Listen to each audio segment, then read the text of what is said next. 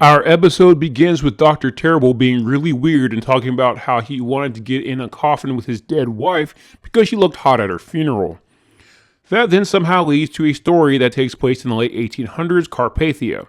We see a guy named Captain Hans Broken, along with his wife, in a carriage heading to a place called the Hammerstein Inn. He seems to be annoyed with her talking, and as he looks out the carriage window, he sees two women making out. We later see that one is a vampire who then bites the other.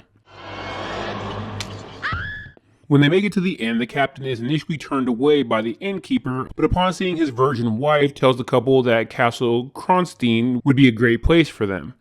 Their coach then drives off, resulting in them having no choice but to go to the castle. Once they arrive, the captain is very confused as the innkeeper is already there and welcomes them to the castle. After some double entendres by the innkeeper Rebinor about taking care of soldiers in the military, we see that the couple is being watched by someone through a painting. At dinner, we then see Countess Karnstein glide into the room along with a beautiful blonde. Everyone gets introduced, and we find out the captain's wife is Carmina and the blonde is Ingrid. If you haven't figured it out by now, this is a Hammer Karnstein parody. During dinner, we get more double entendres, this time about preferred melon sizes, before Carmina pricks her finger on a toothpick, leading to the Countess eating her cherry. After dinner, we see Rebinor drugging the couple's drinks. The captain doesn't drink, as he's explaining he had a bad experience that led to another double entendre story about bare-chested men wanting his backside, and the Countess gets up and makes out with Carmina. The captain and Carmina head back to their room to consummate their marriage, but the drugs kick in and she passes out, frustrating the captain. Outside, we see a priest walking in the dark with his twin nieces who ask him to swim in the hot springs. As they naked splash each other, the Countess shows up and gets in with them. The next morning, Hans tries to finally consummate the marriage, but he's then interrupted by Rebinor, who invites them to the hot springs. When the captain asks about his wife's luggage, Rebinor tells him he's giving it his personal attention before we see he's wearing one of her gowns. As the couple get in the hot spring, the captain finds the body of the priest. A woman then shows up who introduces herself as Transit Van Eyre. The captain calls the priest the worst case of drowning he's ever seen, but Transit says it was not a drowning and they need to leave. She gets especially worried when the couple says they're staying at the castle. Side note, even as a senior citizen, I can't see Honor Blackman and not think pussy galore. Back at the castle, the Countess continues the hardcore flirt with Carmina. When the captain tries to tell another story, the Countess distracts him with what seems to be the twins from earlier, who are now dancers, and takes Carmina away. In the Countess's bedroom, she convinces Carmina to take off her cross to put on a very expensive-looking brooch with the letter K on it. As the Countess goes to bite Carmina, she runs off to look at the necklace in the mirror, and then notices the Countess doesn't have a reflection. The Countess just passes it off as a bad mirror.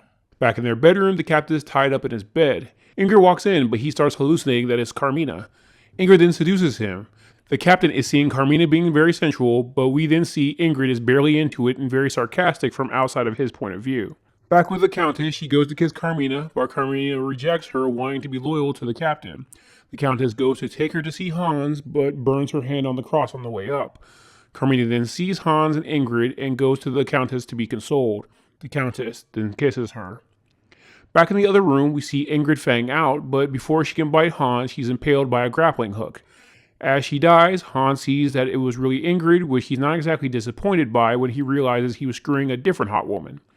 We then see that the grappling hook belonged to Transit, who explains to Hans that she's a vampire hunter.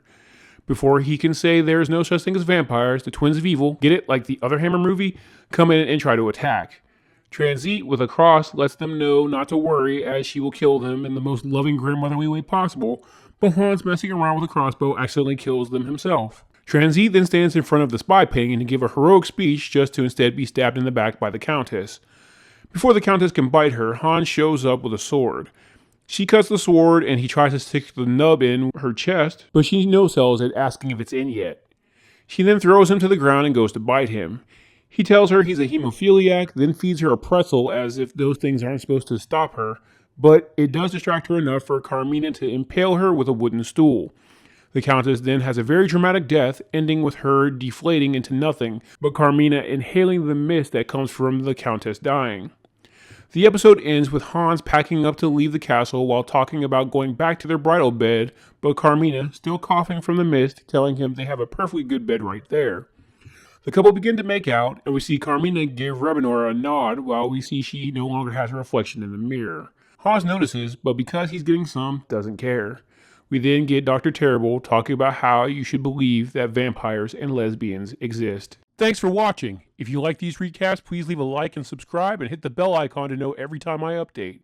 There is now an option to be a channel member where you'll get access to exclusive recaps from late night vampire catalogs like Showtime, Cinemax After Dark, USA Up All Night, and much more.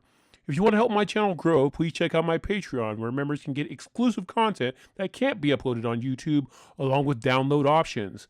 Link is in the description.